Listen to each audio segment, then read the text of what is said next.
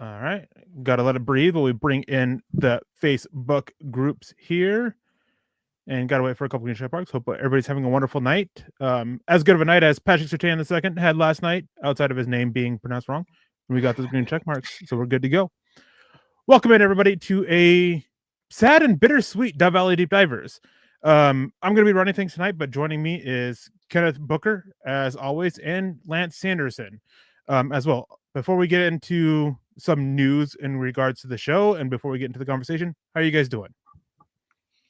You can go first, Lance. We were just kind of talking behind the scenes just a little bit. It's busy.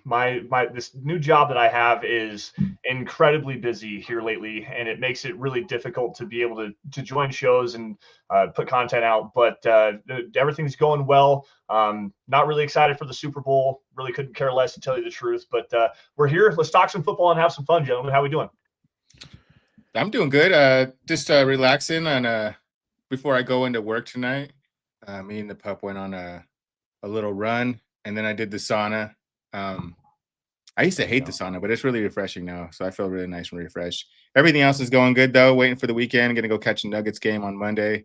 Nice. And besides that, just enjoy my weekend. It looks like we are having some issues connecting with the Facebook pages. And I'm having issues with Facebook in general. So can one of you two go to Facebook and see what's going on there if possible? Facebook's just not loading for me to see what the issue is. But before we get into the topic, I do have some bittersweet news. For those of you tuning in, it is unfortunate to announce that Dove Valley Deep Divers was coming down towards the temporary end. Tonight's not the final show for now. Next week will be. We got to put it on the back burner as we look through some changes and work through some changes with staffing and stuff like that, which you will see here in the next coming weeks. Once we get through that, hopefully we are able to come back with Dove Valley Deep Divers here every Friday night.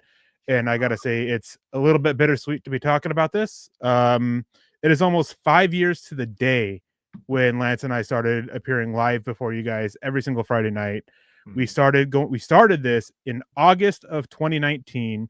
We started going live January 18th, 2020. That was our first live show.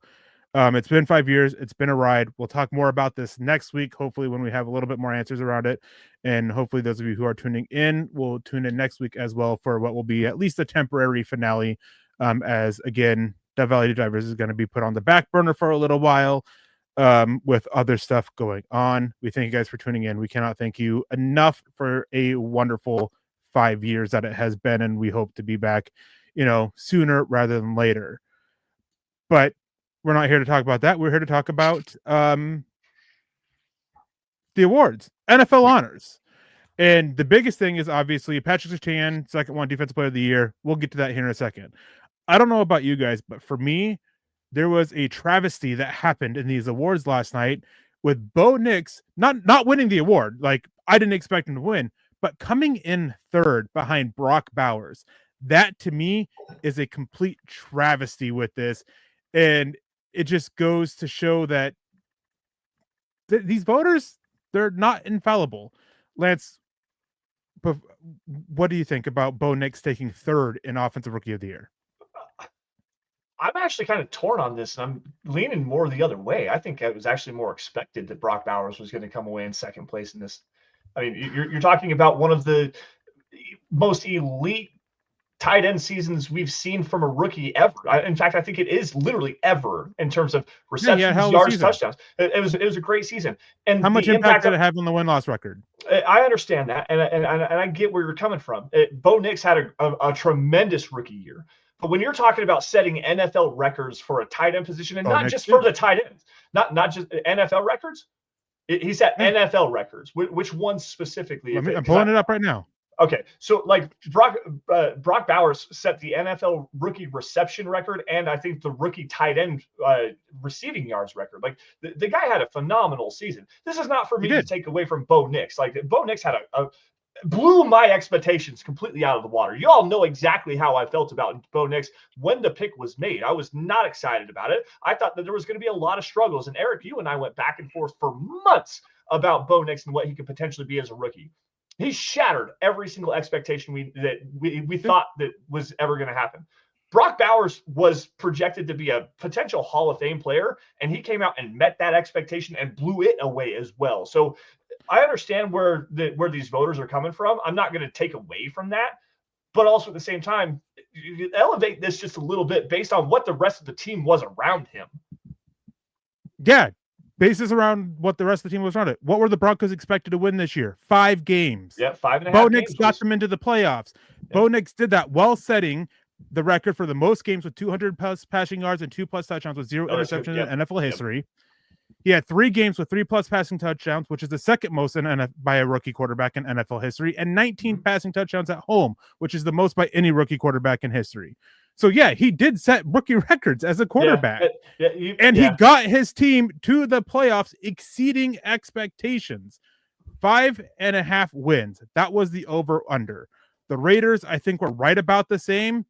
And granted, part of this does have to do with the conversation that the quarterback has more impact on it over compared to the tight end does. And I'm not trying to take it away from Brock Bowers, but that does have to be part of this conversation of what they did to improve their team overall. Stats are great. MVPs are great. But you also have to, again, you have to look at what the team did overall compared to expectations. You brought that up. Yeah. Bo Nix exceeded expectations and led the Broncos to exceeding expectations. Brock Bowers met expectations. People were expecting to have one of the best rookie seasons by tight end, if not the best. And the Raiders still stunk. Yeah, it's one of those downfalls with the awards is that you kind of underplays what the player did, but you got to look at the team success too. What are your thoughts on this, Kenneth? Yeah, I mean, I had Jaden Daniels winning the thing like everybody else said. It was like it was neck and neck for a while, but then he made a bigger gap as the season went on. I think there was like one where he had like 5 touchdowns and like one game-winning touchdown in the last seconds or something like that. Brock Bowers did have an amazing season, better than any. He's gonna be that one reason why people are still drafting tight ends in the first round, because for a while tight ends weren't doing that great in the first round. We would get them and then they'd be okay, but they were no game-changing players. So Brock Bowers had a hell of a season. I've been high on him ever since he was a freshman at Georgia. I couldn't believe he was a freshman at Georgia when he was killing it in the national championship games and stuff like that. Mm-hmm. But I still have Bo Nix because, I know I'm not wins and losses. I know they matter. And I don't know, the quarterback has a huge part of that, winning and losing and stuff like that. There's just so much more pressure on him. And you're also playing are the Raiders playing 20 down the entire time? Is he playing with no pressure, Brock Bowers? And he's not I don't know. It's just the quarterback, tight end. You're going to have to play so much better as another position to trump a quarterback, especially if the quarterback makes the playoffs and you don't. So yeah. And with that is looking at who they competed against and the status of games, it was easy for Bo Nix because one, the type of tight end he is, and the status of games. It was easy for him to put up the stats because, as Lance said, allude to, the talent around him wasn't great, which means the weapons around him weren't great. Devontae Adams was creating issues. They had injuries at running back. Yeah. They had all these things that was going to lead to him being force-fed. Bo Nix had to lift a team, and let's talk about this now. We're talking about needing a running back. We're talking about needing a wide receiver. We're talking about needing tight ends and multiple at some of those positions. That's what we're talking about here. And so you can't sit there and be like, oh, look at what Bo Nix had around him and not make that same argument for Bo Nix.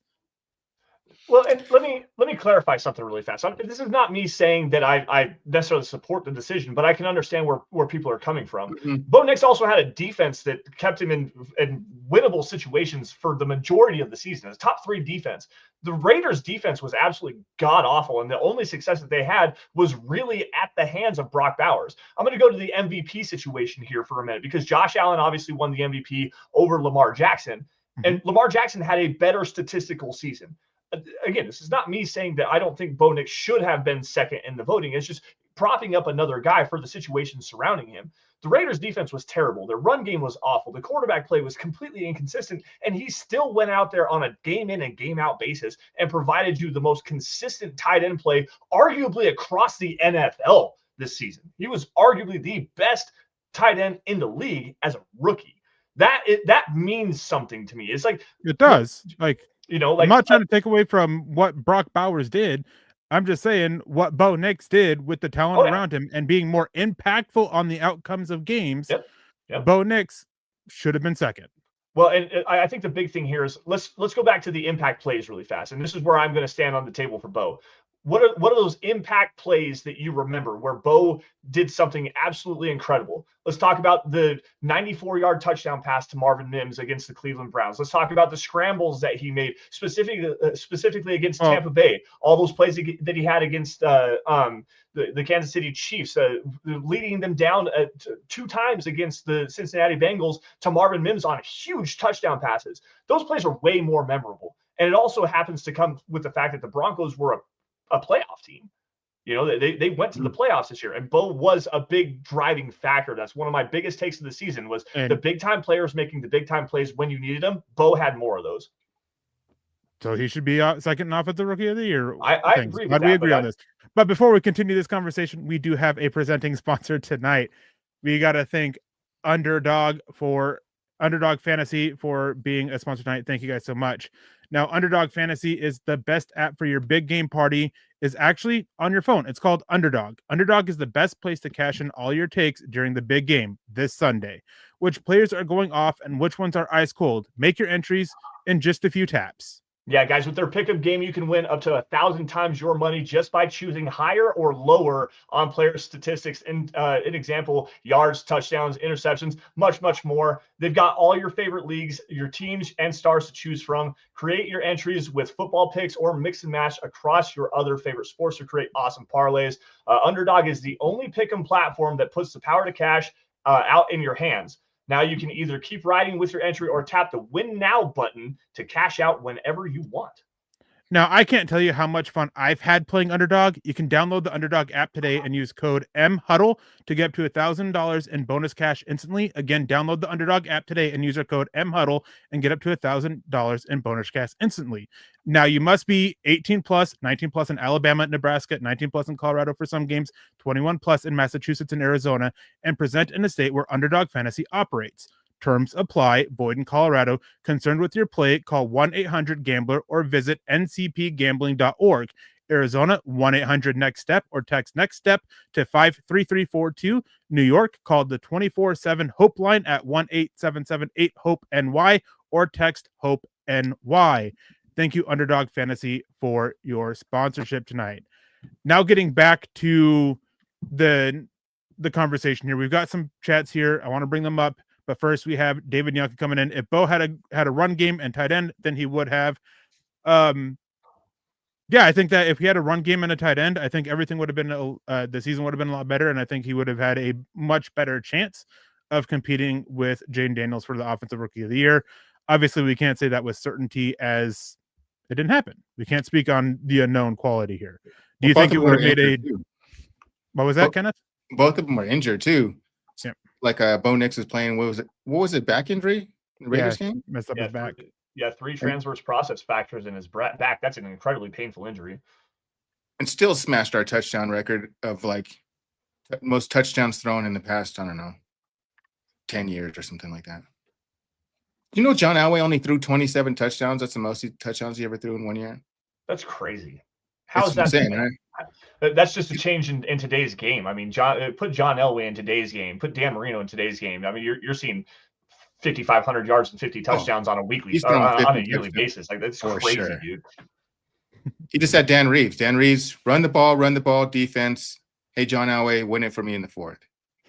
And that's that's why his stats are like that. Yeah. Now we have Michael Roncool coming in and saying Bo Nix wasn't worried about winning the awards. He wanted to bring Super Bowl championship back to Broncos country. Definitely. I mean, but all these players, they want that Super Bowl championship, but they also want these other awards. They want these personal awards. And, you know, you always hear these guys talk about, oh, we'll give up Defensive Player of the Year. We'll give up our MVPs if we had one Super Bowl. You hear that quite a bit, with an exception of Cam Newton. I don't know if you guys saw this interview. He was asked about it. He says, no, I'll take the MVP. MVP is about my play. Super Bowl is about the team's play. Which I get that mindset. I don't agree with it, but I get it. He made I did at first. I was really against what he was trying to say, and then as he broke it down, I I felt where he was coming from. Yeah, like I get it. I don't agree His with it, but I get it. personal impact on the play. But yeah, it's like you're not looking out for the team then. You were never Yeah. playing for the team. And then Tim B coming in. Bo has that quality. It can't be defined. It's magic. You just know he'll pull something out when it's needed. It's going to get better. Our guy is here. Good job, guys. What do you think about this, Kenneth? Is Bo Nix the guy? Can we declare that he is the guy here in Denver? I wouldn't say that. It's really hard. I've seen so many players fall off after their first year. I know CJ Stroud got back into the playoffs and they won their division, but he wasn't the same as he was. I mean, you got Vince Youngs, you got like I brought up one from the '90s, Rick Meyer. You got you said one Mac Jones last time I brought it up. It's just about consistently grinding, being lucky and not getting injured, getting weapons around you, having a team that like believes in you and wants to surround you with weapons, or put you in the right position. I know Drew Lock is nothing. He's bad. We found out he was bad, but I feel like he just was set up to fail from the get-go. And I feel like, especially with somebody like him, I felt like it was like a 90% chance he was going to fail under like a Fangio and somebody who just didn't want to work around him. And I feel like it's a complete opposite with Bo Nix. Sean Payton loves Bo Nix. Sean Payton will work everything around Bo Nix. They're comfortable enough yelling at each other. I think it's a really good chance he could be our quarterback of the future, or at least for the next 5 years. He can work himself into a long-term contract. But I'd like to see him play a little more. And I really like the way he plays against his division rivals. So I'm keeping my fingers crossed. He's the quarterback of the future. What about you, Lance? Are you ready to say that Bo Nix is the guy of the future for sure? Call it 75% sure, if that makes sense. And the reason why I say that is, Eric, something you and I talked about when it came to the expectations of Bo Nix. And yeah, we said earlier, he shattered those expectations. But coming into the season, what was the one thing that you said that you wanted to see from him on a week-to-week basis? It was consistent growth.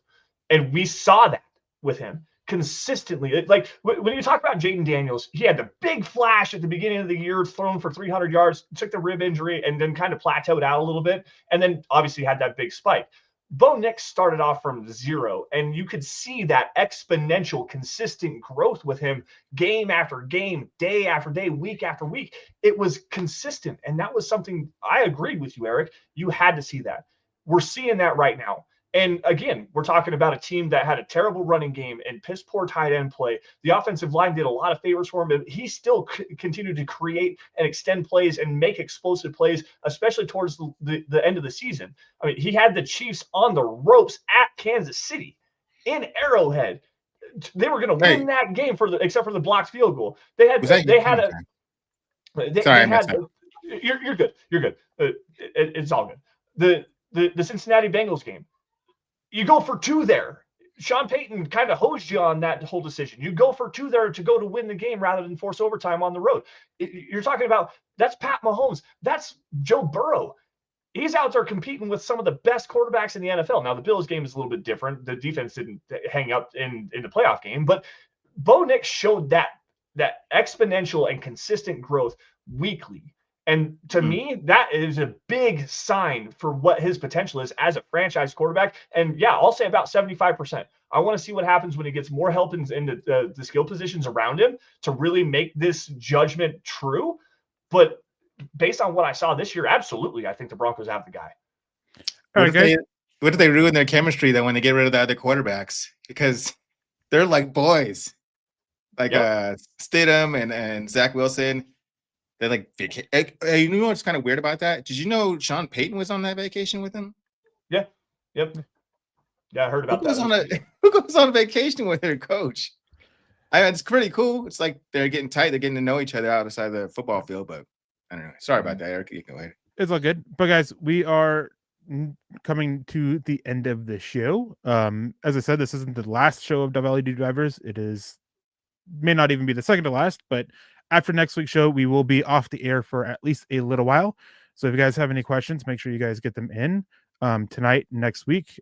Super chats and stars are a good way of guaranteeing that we do get to your questions or your comments. Next week is going to be one heck of a show as we close out 5 years of WLED Drivers, but still a lot more to talk about with these NFL honors and going on and moving on. We have got a lot of comments here still, but we want to talk about a little bit about Patrick Surtain II winning Defensive Player of the Year. I am super glad that he was able to win for multiple reasons. One of them being is you talk about impact of it and what you do and how you can impact the rest. And it's so hard because for years, we've seen it go to defense. Since the year 2000, there's only been 3 defensive backs who've won the Defensive Player of the Year award. It is so hard unless you are generating sacks, unless you are a sack artist consistently, week in, week out, getting those sacks. But I'm glad that they won is, I don't know if it was the reason of, just shutting down consistent wide receivers, one consistently, because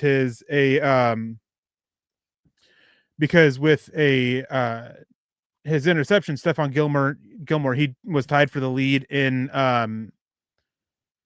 he tied for the lead in 2019 when he won with 6 interceptions. The Broncos, Patrick Surtain only had 4 this year for the Broncos. But going back to the whole sack element, defensive backs, you need these high interceptions. I really have to think that they looked at this Broncos defense, realized that Patrick Surtain was a star that serves the drink, and this team got 63 sacks in the regular season. If you were to take Patrick Surtain off this defense, I don't think they get more than 50. Because of his play of forcing quarterbacks to hold the ball as long, they allowed them to get 9 more sacks than the second highest team. He deserved it in every sense of the word. And just because, again, his play made the Broncos defense as good as it was. Yeah, I could see those quarterbacks hesitating before they throw when it's going against him. And just that split second of hesitation, boom, you're sacked. So he's a hell of a player. I don't know. I still have Champ Bailey over him. But that's like the biggest comparison on who's better. And they're both amazing talents. And I can't believe anybody's close to Champ Bailey as PS2 is, because he's amazing. Did you see Champ Bailey's interview about Patrick Surtain yesterday? Yeah, I heard about that. He's on the table for him, but I don't know. Can you break that down for us? Or yeah, I have an article up on it on mylihuddle.com that you guys can go check out and read. It talks about that. Talks about a little what he says. He was asked, like, what about his game stands out to you? How has it grown? How has he stepped into it as a leader on this defense? But Champ Bailey starts off by saying, first of all, he better win, which was right. I mean, Champ Bailey was right here. He's one of the best corners to ever play the game, the best corner of his era, much better than Darrelle Revis. Jets fans, you can fight me if you want about that. Yeah, I hate that stupid argument. I'm sorry. Our guy tackled, your guy didn't. But anyways, I don't have all of what he said over it, but he's talked about how every week he's gone out and improved, and we talked about, and Lance brought this up with my thoughts on Bo Nix, but Patrick Surtain, he grew every single week. He grows every single year. He's emerging as a leader in the locker room, on the field. Is his game perfect? No. And I get a lot of flack because when I do my weekly grades, I'll talk about how this element of his game still has issues. And it's like, it does, and it has an impact on the game, but he's still such a great corner, one of the best to play the game, probably the best in the NFL right now, if not, like, I would say he is the best, but I know others would disagree. And listening to Champ Bailey talk about it was definitely a little bit eye-opening here. We've got David Youngkin coming in with, do you think another rookie quarterback could have done what Bo did in Peyton's scheme? Lance, I'm going to pass this one off to you. Do you think another rookie quarterback, let's say one of the guys from this year, Drake May, Caleb Williams, Jaden Daniels, Michael Penix, do you think any one of them could have done what Bo did in Peyton's scheme? I think the only one that could probably have done that is well, I guess Jaden Daniels and Drake May would probably be able to do that. But I think the big X factor in this entire situation is Sean Payton's love and trust in what Bo Nix was as a prospect. He fell in love with Bo Nix immediately, and it was obvious that what was going to happen. And when Sean talks about Bo, you can see the glowing in his face, the glowing reviews, and everything he says. It was a matter of trust. Allowing Bo to grow within the offensive system, allowing Bo to just grow as a player, grow as a rookie, grow as a quarterback, and as a leader of a franchise. I don't know that Sean Payton would have allowed these other quarterbacks to be able to do that. And I don't know that Sean Payton would have been able to work with Jaden Daniels' running skill set. I think Cliff Kingsbury had a big part in what Jaden Daniels was able to do based on the read option stuff that they were doing, the RPOs and stuff like that. Sean put a lot on Bo Nix's plate because he trusted in Bo's processing ability and his ability to just understand what was going on around him and his ability to get the football out of his hands when he needed to get it out of his hands. So no, I don't think that another rookie could have done what Bo did based on what Sean Payton has told us. He trusts Bo Nix essentially with his life as an offensive play caller. What about you, Booker? Do you think? I think Jaden Daniels for sure could. I saw them breaking down his LSU and now over at the Commanders now the virtual headsets on how he does hundreds and hundreds and hundreds of mental reps of actual. They put in the defenses he's going to see, the different schemes, all the different things that he's going to see. So he gets to make that choice, like that decision 1,000 times on virtual reality before he actually makes it in the gameplay. And it helps him process a lot faster. And I think that's something that they should think about including with Bo just to help him out a little bit more as well. I think it's a great way for quarterbacks because, like, you need to see the play. You can't just, like, read the playbook, whatever. You need those reps, those physical reps, whatever. And I think the virtual reality would help Jaden Daniels be able to run this offense just fine. Yeah, I'll have to agree with Booker on this one. I think Jaden Daniels could have come in and done it because one of the big elements that Bo Nix brought was his legs, and Jaden Daniels definitely brings that. And then it's also been heavily reported that the only quarterback that Sean Payton liked more, had it ranked above him, was Jaden Daniels. Yeah, that's a fair point. When the speculation came out about Denver trying to move up for a quarterback, it was reported afterwards that they were eyeing Jaden Daniels if he fell past 2 of getting up to 3 or 4 to get him. They stayed put. This is a bit of a controversial take, but George Payton, Sean Payton, and it's been reported, have all talked about this. There were elements that led to them taking Bo Nix at 12 when they were, had other things in mind.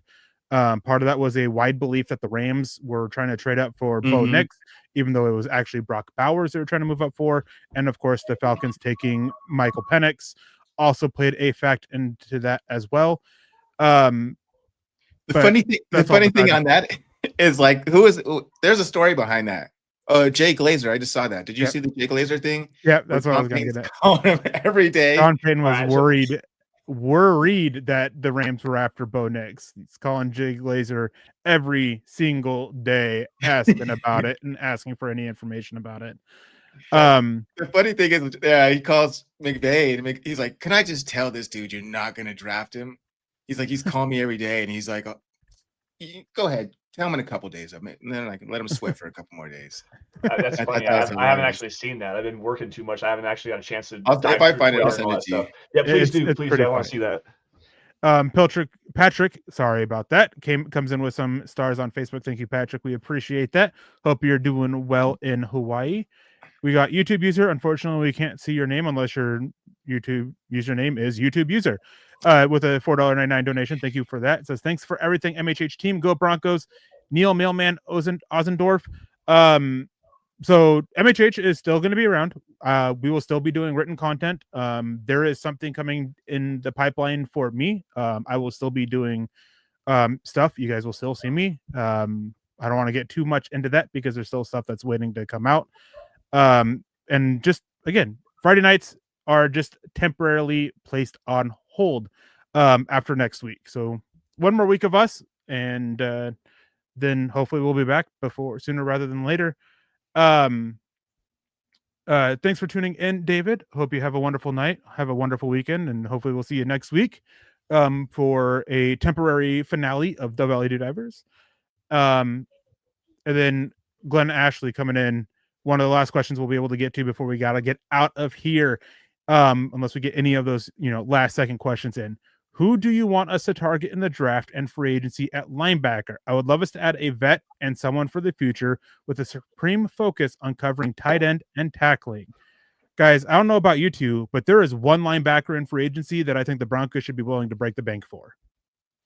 It's that boy out of Philly. It's the boy out of Philly, Zach Bond.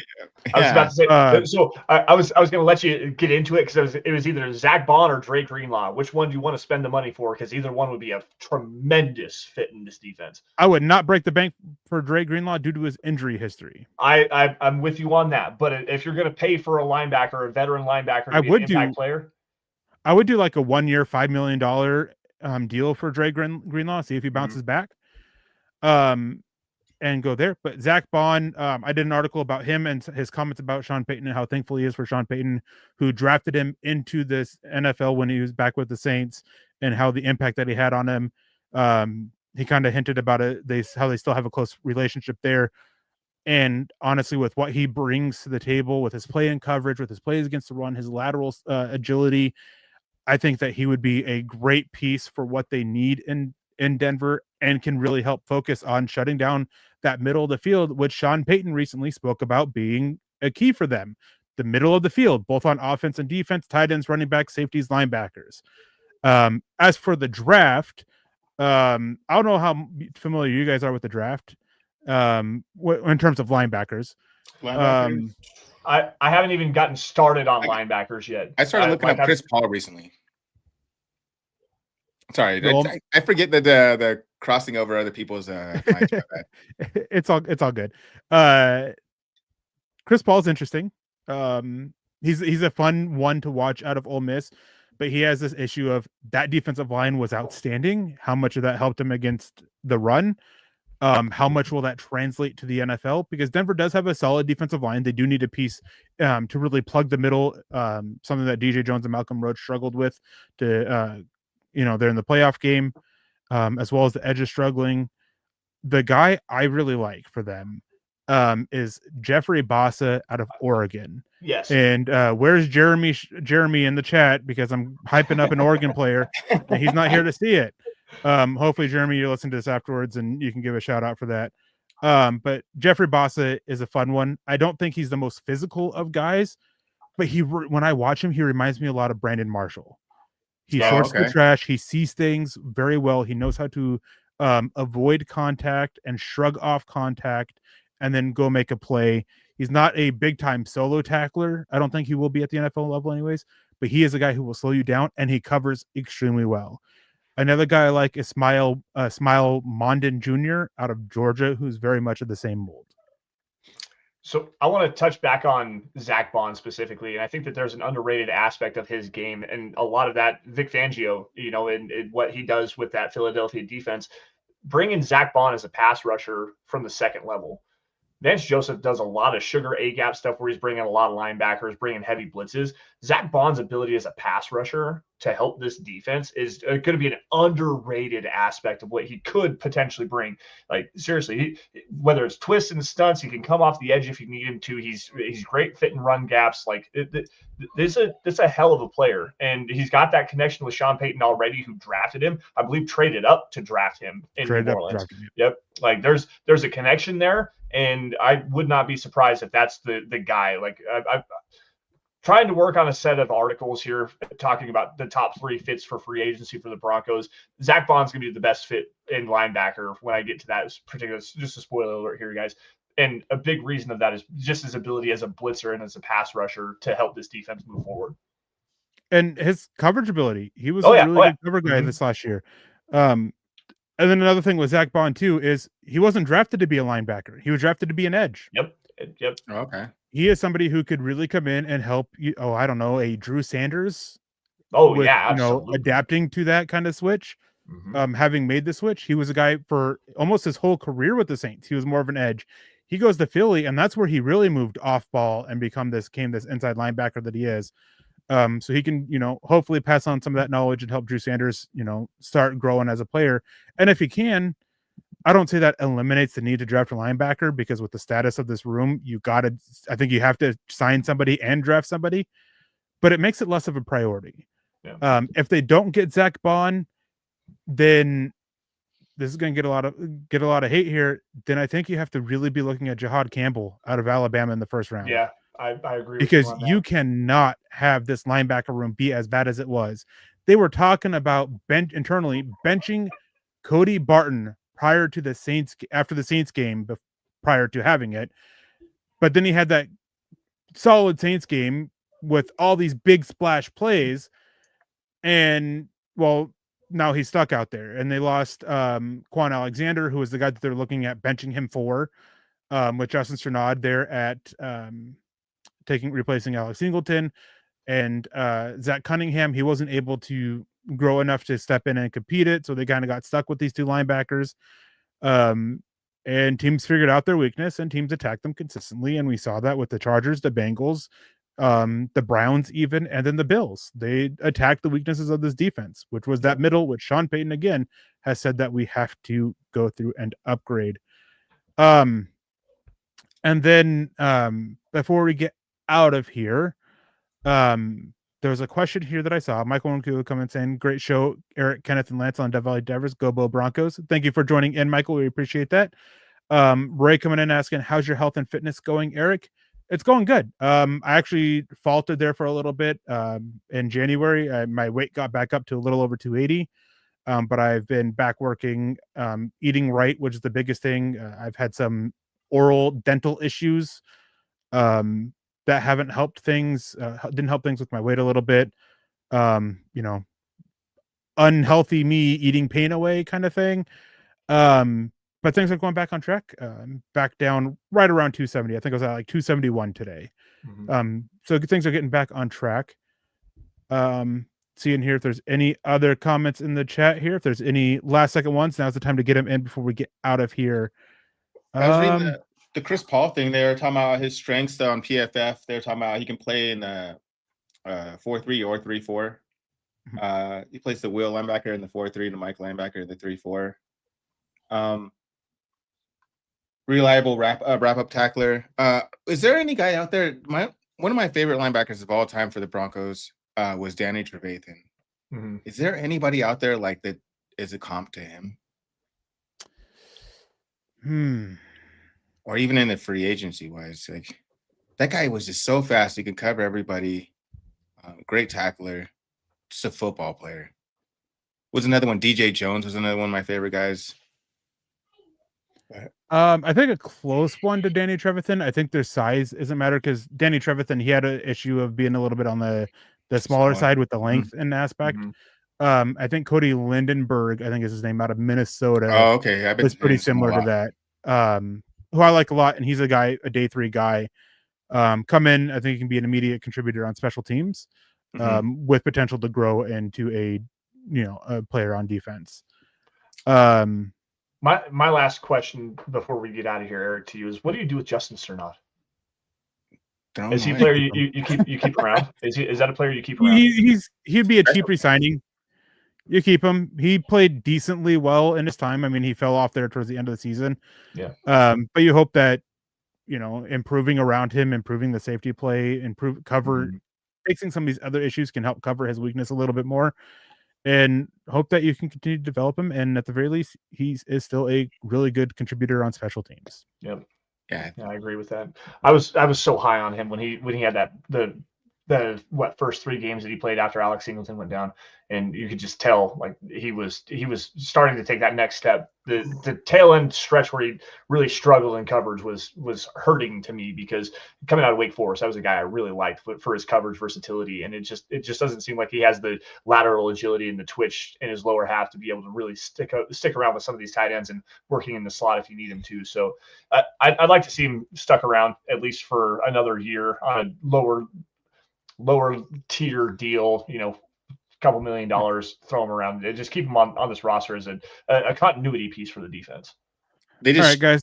Honestly, my second to last favorite linebacker core of all time, besides the Orange Crush. Somebody's putting it up here. You got L. Wilson. L. Wilson, Smoke Dog, was, I don't know, man. Behind Randy Gradishar, he's probably the best linebacker. He was so good. You got Ian Gold. Ian Gold was legit for a few years. And then, like I was saying earlier, DJ Williams. Those guys could cover. They were just so good, so fast. A hard-nosed pit bull in the middle of the field with L. Wilson. The 2 speed guys on the end who could cover anybody. Man, they were so good. And then my last thing, sorry, was was I saw on a podcast they're doing a Mount Rushmore of players for every franchise, for every city essentially. It didn't just have to be football. But who would you guys put on your Broncos? We can do that at the end of the show if you want. If you had to say something before as well. Yeah, we'll come back to it real quick because I was going to mention linebacker real quick. This is a funny stat that I saw yesterday, and it doesn't really deal with the Broncos, but in a way it does. Josie Jewell, former Broncos linebacker, very underrated by Broncos fans, hated by many, a lot better than he was. the Carolina Panthers in games that he didn't play allowed the league worst 40.2 points per game. In games he played, they still allowed the league worst, but 3 points per game. That is a pretty big difference for a linebacker to make on it. And just a little funny stat there. Wow. 13-point difference, basically, from what the defense allowed. Sorry. I was saying when last time about the blitzing, I was thinking of Josie Jill for Braun. Yeah. Now for this Mount Rushmore, this is going to be a stupid question. How many faces are on Mount Rushmore? 4, isn't it? 4? Top four players. Obviously, I think you have to have John Elway. Mm-hmm. I think Champ Bailey needs to be there. I think Floyd Little. Okay. He's the franchise. They literally nicknamed him the franchise because the dude went door to door back in the 60s to try to sell season tickets for the Broncos to keep the team in Denver. Really? So you have to include him on there. And that last spot I always struggle with. Like this is something that I think Lance, you and I we've done a whole show about this kind of before. 5 years of doing this. Mm-hmm. But that last spot is tough because part of you wants to say Peyton Manning because he helped so much, but few years. You have Von Miller, who was the franchise player there for so long. You've got all these greats from the 90s, the 80s, the 70s, Randy Gradishar, like so many guys. I'm going to grab something really fast because there's a name that he's not going to go on here, but I got to grab something really fast. Just keep it going for a second. It's tough, and you can make an argument for a lot of different guys. Shannon Sharp's one, Terrell Davis. Booker, what would your 4 look like for the Broncos? So I posted it on there. I put Elway, Terrell Davis, Randy Gradishar, and then Von Miller. I wish I would have saw some of those guys play more in the past. But the stats were insane. It was like 200 tackles a season for Gradishar or something like that. Yep. So I would love to see those guys. But for me, my favorite, or actually, one guy I didn't put on there, but he's one of my fan favorites, was Mark Jackson, the guy who cut the touchdown on the drive, number 80. He was awesome to watch. So to me, it's Rod Smith, but I'm going to throw out an honorable mention to the first player that I ever actually scouted, one of my favorite Denver Broncos of all time. Demaryius Thomas. Yeah, my buddy bought this for me right after he passed. Eric and I were actually on stream the day that he passed. It was it was a bad day for DVDD, but it's probably one of the most memorable shows that I've ever had. But if I could put anyone on that Mount Rushmore that wasn't Rod Smith, who was my all-time favorite Bronco, it would easily be DT, and may he rest in peace. Have you ever met DT before? I have not, no. Unfortunately, I wish I would have had the opportunity to. He was such a sweet, nice, young kid. Like sweet, nice, and shy. Yeah. Really respectful. Great guy. Sweet guy. Anyways, guys, that's gonna do it for us. Before we get out of here, there are a few things you can do to help out the show. You can always subscribe, like, and share, as you see scrolling across the bottom of the screen. It just takes a matter of time. Even though DVDD is coming to its near temporary halt, suspension, whatever you want to put it, you guys can still like and share. It helps us so much on the YouTube algorithms, Facebook algorithms, all these things like that, that are constantly changing, constantly creating issues for content creators throughout, not just us, but in all manners of speaking. Make sure you go to Spotify or Apple Podcasts or whichever place you go through for your podcasts and leave a 5-star review for a chance to win some gear each month. I won't say swag, no matter how many times it says it. You can win gear like this hat that I'm wearing, the hat that Lance is wearing. They're the same. Shirts, mugs, all sorts of stuff on there. You can also just go to mhhmerch.com to get your gear on. Again, all sorts of gear stuff that you can get there: hats, mugs, shirts, sweatshirts, posters, all sorts. You can also follow us on Instagram, as we're working on to grow the Instagram account of Mile High Huddle, and I know we have a TikTok account now. For those of you who partake in the TikToks, it is at Mile High Huddle with an underscore between mile and high and huddle for Instagram, and I think it's just at Mile High Huddle on the TikToks. You can follow us on Facebook, facebook.com/Mile High Huddle Pod, and also /Mile High Huddle. That is where you can get access to all of our written content. You guys on there, make sure you like, comment if you can. If you have the time, make sure you're reading up on the articles and stuff like that. We do so much that we write about that we can't always fit into an hour-long show. A lot of great content from everybody. All the writers here that we have on staff, even those that don't have shows that you guys can sit there and tune into. You can follow us on X, Twitter, whatever you want to call it, at Mile High Huddle, as well as at MHH Pod. And with that, you can also follow myself on Twitter at Erick Trickel. I'm also on Blue Sky under the same thing. You can follow Kenneth Booker at Kenneth_MHH and Lance Sanderson at Lance_S_MHH on Twitter as well. This is one of the many Mile High Huddle podcasts. We've been coming to you on Friday nights for an hour for over 5 years now. And next week, we will be taking a step back again. Hope you guys will be here for that. And tune in for the temporary last show and help us go out with a bang.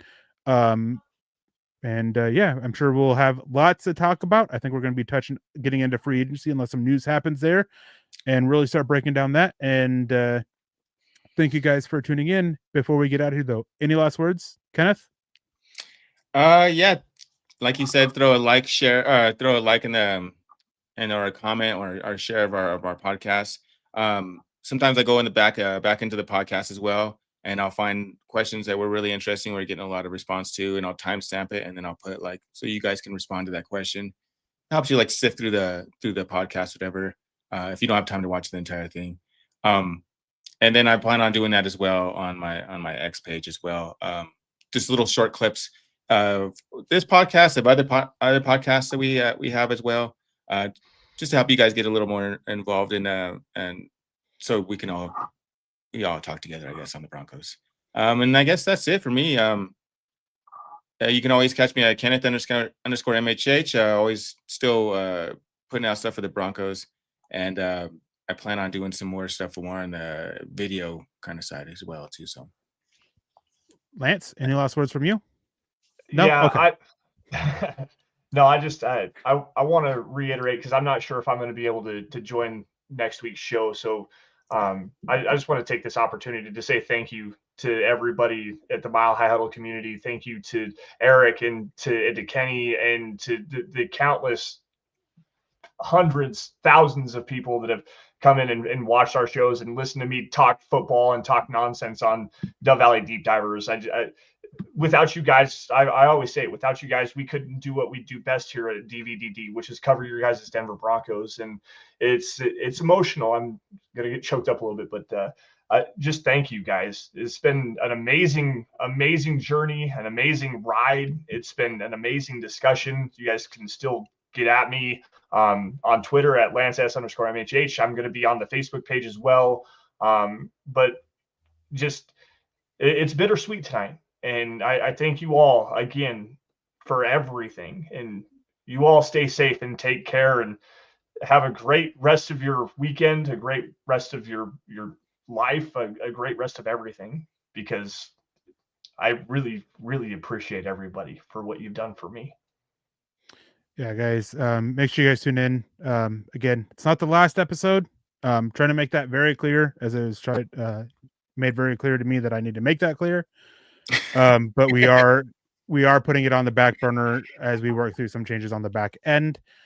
And tune in next week, and you'll probably see a 33-year-old grown-ass man cry, because it's going to be emotional. I mean, as Lance said, it's been 5 years. So thank you guys so much for tuning in tonight. I'll be the guy awkward in the background, Sorry, Kenny, y'all just witnessed a 34-year-old man shed a couple of tears just now. It hurts. Well, that's awesome. It means a ton to you guys, whatever, and to everybody in the room. And it's really cool to have something like that part of your life, whatever. So we've had a lot of good shows, even though we, a lot of debates. We had an episode where a mouse ran up Lance's leg while we were live. Top 5 moment on MHA's podcast network of all time. That was hilarious. God. But guys, that's gonna do it for us this week. Okay. Oh, go ahead, Kenneth, if you had something else to I was add. gonna say this that one time that me and you kind of had a back and forth when I was like a fan still, and I think Moana Beast was the moderator, and we just kept going back and forth, and I was like, you were mad about something. I was like, somebody give this guy a Snickers, and you're like, I hate chocolate. And I hate Snickers. I hate Snickers. I forgot about that. Good Lord. Oh, Yeah, I sorry. mean, I've had a lot of, temperate moments on MHH, I love it. on It was- Dove Valley Deep Divers. But no, it was all in good fun, all in good spirits. But yeah, we'll talk about this more next week. Thank you guys for tuning in. I hope you guys have a wonderful weekend. I hope you guys stay safe and tune in again next week. Same place, same time, same Mile High channel. And as always, everyone, don't drink and drive, and